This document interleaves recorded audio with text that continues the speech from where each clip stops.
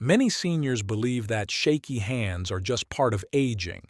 Pouring tea gets harder, signing your name feels clumsy, and holding a fork takes more focus than it used to. But what feels like weakness is often something else. It's tension, disrupted nerve signals, and small feedback loops in the hands quietly breaking down. But if you watch this episode, you will find the solution. Because just 1 minute a day can help your hands feel steady again. Where science and lived experience meet to help you age with strength and clarity. Today, we're exploring why hand tremors happen and how grip strength can be rebuilt, not through force, but through small physical patterns that reset the body's control systems in unexpected ways. Now, here is where it gets interesting. A 2021 study in Frontiers in Neurology found that over 25% of adults over 60 show signs of essential tremor, but most of them never get evaluated until it starts interfering with daily life. And by then, many feel like it's too late. So sitting across from me today is someone who's watched that unfold for over a century and still walks into his clinic each week to help seniors turn things around. He's Japan's oldest practicing doctor, and what he shares today may change how you see your hands forever. It's good to be back, John. Most people think hand tremors start in their hands. But the truth is that it begins deeper. The nervous system, the muscle tone, even the micro movements we have done since childhood, they all create patterns, and when those patterns weaken, the entire system begins to lose its rhythm. That catches me off guard, because it makes so much sense. We always talk about strength training or joint health, but never think about what's happening in the signals that guide the hands, the tension, the grip, the way fingers move without us even noticing. Exactly, that's the part most people don't see. We treat shaky hands like they're just a side effect of age. But in truth, they're messages. The body is saying, I've lost my signal. I don't know what to hold on to. It's not weakness, it's a kind of static in the system. And once that feedback loop breaks down, it affects how we eat, how we write, how we feel steady in the world. So you're saying it's not really the hands that are failing. It's the conversation between the hands and the brain that's falling apart. Yes, so in this episode, I'm going to share some simple 1-minute practices that anyone can do without strain and will have immediate results. They can calm shaking hands, restore stability, and reawaken control and confidence. But only if you finish this episode, because you need to understand the synergy. You know, I actually had a patient not long ago, 72 years old, who told me he couldn't hold his teacup steady anymore. He'd been independent all his life, still drove, still cooked, still worked in his garden. But lately, his hands had started to tremble just pouring water. He thought it was just old age. Yet, after a few weeks of daily hand stimulation, he came back smiling. He said, "John, I can write again without spilling a drop of ink." It was like something inside had reconnected. Exactly. The hands remember. They just need a signal.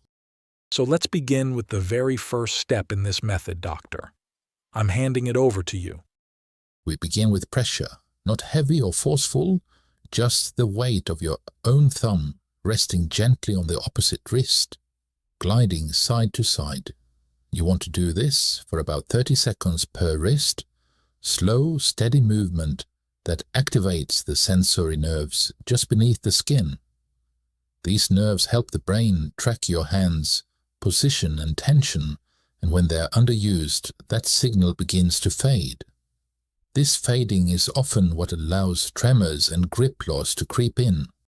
So you're saying that this small movement, just the thumb pressing and sliding, can actually reignite that connection.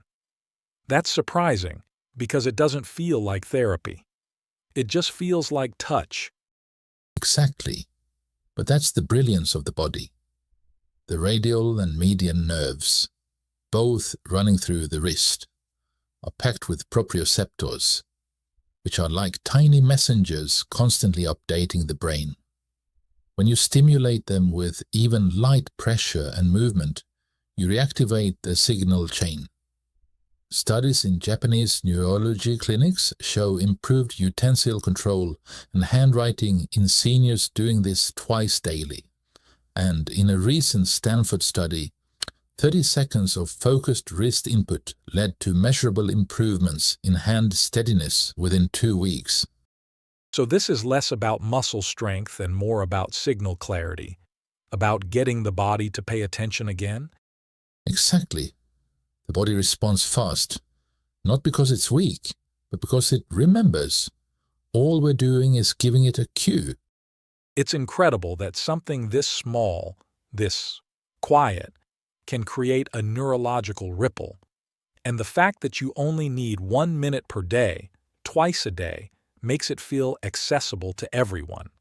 We're not talking about hours of therapy, just a few mindful seconds that help restore a conversation between the hand and the brain. So once we've sent that first signal, what's the next one we need to activate? Next, we move from pressure to warmth, because circulation is the language of the nerves. When the hands grow cold or stiff, it's not just comfort that's lost.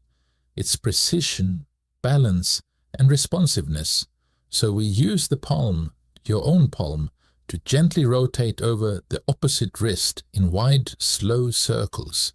You do this clockwise for 15 seconds, then counterclockwise for another 15, creating friction, heat, and blood flow.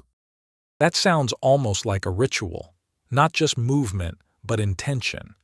And I imagine the warmth does more than just feel good. Absolutely. In traditional Japanese medicine, we believe warmth carries awareness. Friction draws blood to the skin, yes, but more importantly, it draws your focus back to the limb. A study from Osaka University showed that gentle self-massage like this raised surface temperature and improved nerve response in older adults within minutes.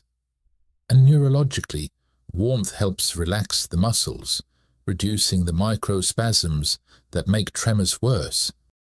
So even though it looks like you're just rubbing the wrist, you're really resetting the entire system. Exactly. The skin is just the surface, but the message goes deeper. The nervous system listens more closely when sensation is paired with warmth. What I find so powerful is how intentional this is. You're not asking people to move fast or hard, just to be present, to focus on something their body may have ignored for years. And that kind of still, slow awareness, it almost feels like a meditation in motion. Let's continue to the third layer of this practice, Doctor. Yes, John, now that we've activated sensation and circulation, we introduce resistance. Gently press your palms together, not in prayer, but with the fingertips aligned and the elbows slightly lifted. Press in for 5 seconds, then release slowly.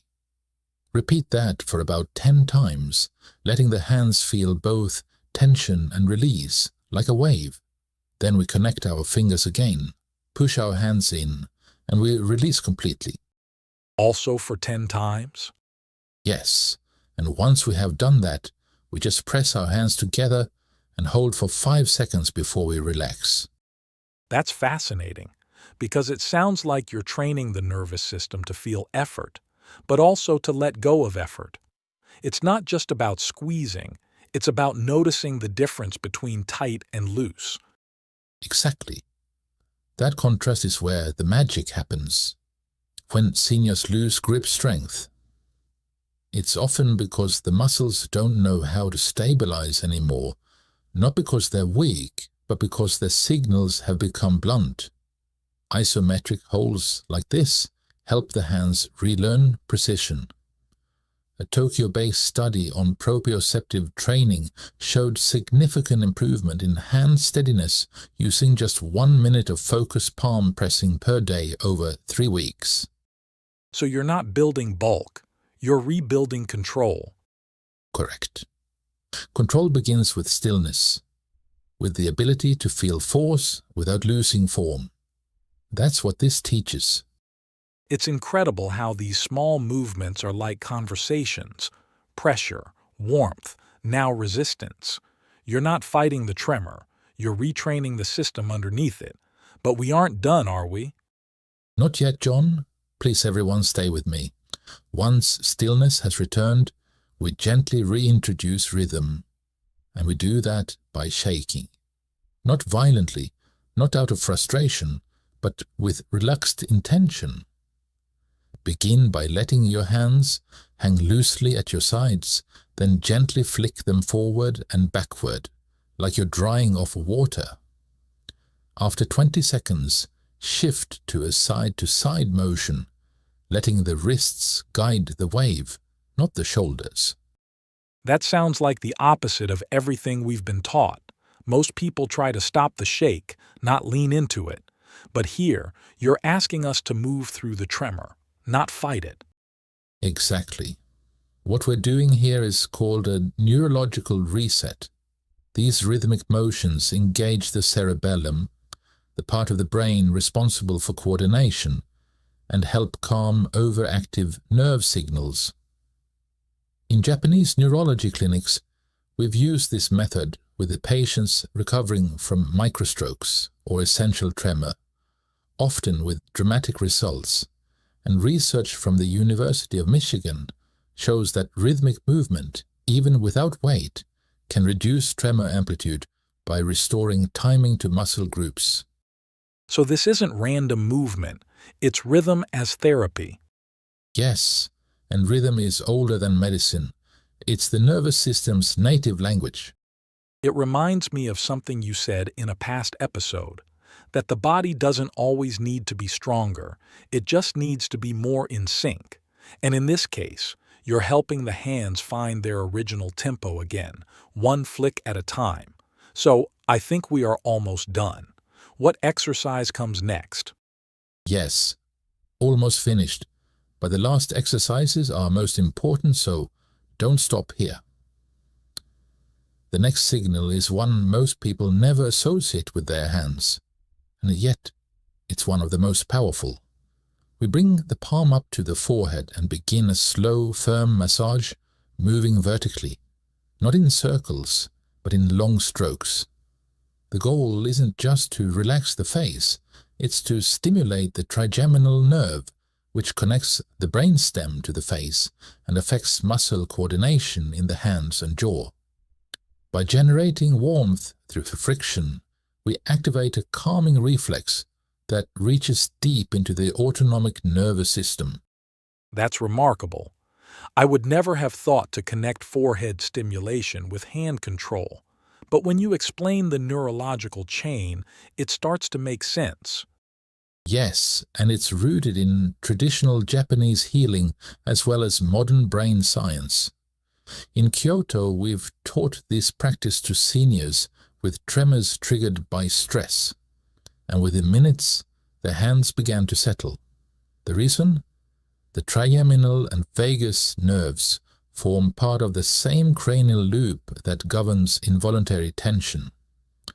By massaging the forehead for just 30 seconds with intention and breath, we send a signal of safety through the entire system. So this is less about loosening muscles and more about calming the brain's baseline tension. Exactly. When the nervous system feels safe, it stops shaking. Even the hands listen to that message. It really changes how we think about healing. You're not just easing symptoms, you're removing the reason they show up. And that's powerful because it means the body can still reset if we know where and how to guide it. What comes next once the face has been engaged? Now we move into what I consider the most overlooked form of therapy, cross-body connection. Place your left hand on your right shoulder and extend your right arm straight out. Then gently shake it left to right, like loosening a rope. This movement stimulates both hemispheres of the brain at once, reactivating neural circuits that often fall silent with age or disuse. What we're doing here is retraining bilateral coordination, and that directly affects how stable the hands can become. That's fascinating.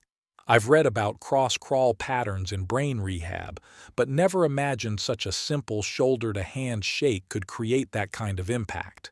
So this isn't about the arm at all. It's about bridging both sides of the brain. Exactly. When you cross the midline, left hand to right shoulder, you're waking up communication between both cerebral hemispheres. This is especially important for fine motor control, which often declines when that bridge weakens. Clinical trials in Nagoya showed measurable improvement in hand dexterity after just 2 weeks of cross-body movement training in seniors. And even patients recovering from tremor-inducing conditions like essential tremor or mild Parkinson's saw noticeable gains in steadiness. So in a way, this movement is re-establishing inner dialogue between brain and body. Yes, and when both sides of the brain cooperate, the body moves with ease again. That's when the tremor begins to quiet down. It's incredible how layered this routine has become.